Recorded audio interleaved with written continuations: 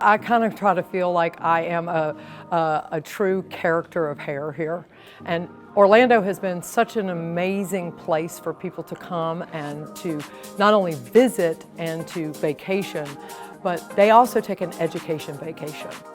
What is really good about this show and premiere in general is simply that the warm weather, the climate, everything that comes along with the beauty of Orlando, it brings us and it keeps us coming back year after year. Networking is everything. You know, you can learn something online, you can go to a digital space, but ultimately it's getting in the classroom and having that hands-on experience that really matters. But also at this show, I'm always in tune to not only as what we're teaching as our skills, but the relationships that we're building. This convention center lends itself to really keeping the community together.